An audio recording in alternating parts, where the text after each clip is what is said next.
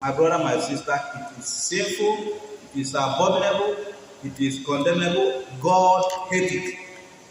Look at what God said in Hebrews chapter 13, verse 4. I'm using the Message Bible to bring out how God hated anything that has to do with sexual immorality outside of marriage. He said, honor marriage and guard the sacredness of sexual intimacy between wife and husband.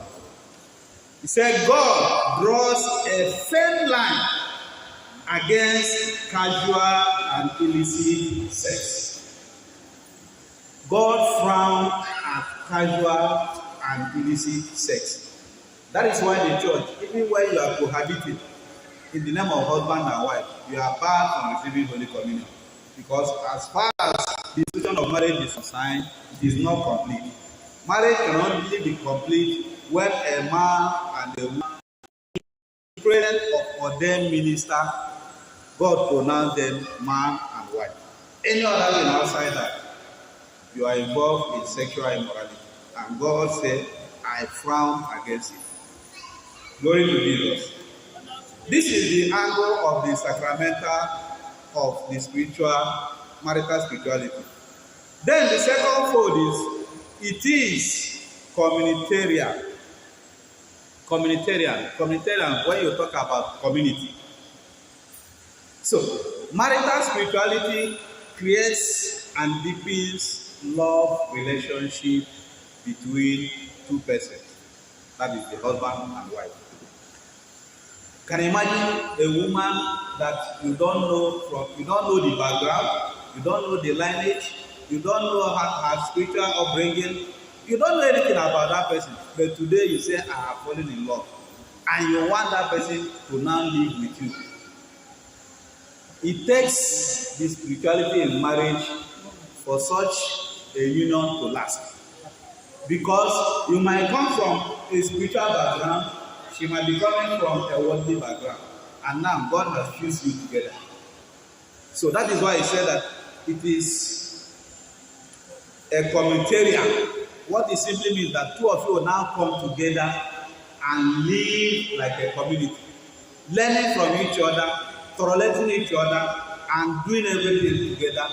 A time will come, nobody will even know the background of anybody, because both of you now are behaving the same. Even facially, you are resembling each other the more. Everything is coming together, and before you know it, both of you are in one mind, in one spirit, and in one body. Glory to Jesus. So that is another fold in this message. The third one in this spirituality, marital spirituality, is it is missionary. Missionary. When we hear about missionary, we are talking about evangelism. We are talking about reaching out. We are talking about winning souls. So, when you say that the marital spirituality involves missionary, you are looking at an approved form of raising godly children. You can't raise a godly children outside the marital spirituality. You have to be connected to the source of marriage, who will teach you how to raise children in a godly way. No wonder the book of Malachi, chapter 2, verse 15. I'll read two different versions. I'll read from New Living Translation, and then I will read from the Message Bible. Malachi 2:15 says, didn't the Lord make you one with your wife? He's asking a question. In body and in spirit, you are his. And what does he want? What does God want? He said, godly children from your union. So, guard your heart. Remain loyal to the wife of your youth. So, this is a mission. Why God created marriage? God wants offsprings who will be replicated, that will resemble him. That is why even Abraham, God told him, this is the condition of how to marry. That even when Abraham was about to die, he still told his son Isaac, you must go to so place. That is where you marry. You don't just go to the street and pick anyone you see, because there is need for that godly seed to be mutated all over the world. The reason why we have so many crises all over the world today is because people have abandoned this issue of godly marriage, and every manner of person sees the woman, bring the woman into the house, and they start producing children. That is why we have all these things about. But if we have followed the counsel of the Lord and go through the marital spirituality, I tell you, the children that will be the product of that marriage will be godly children. Glory to Jesus. Then, that same verse in the book of made marriage.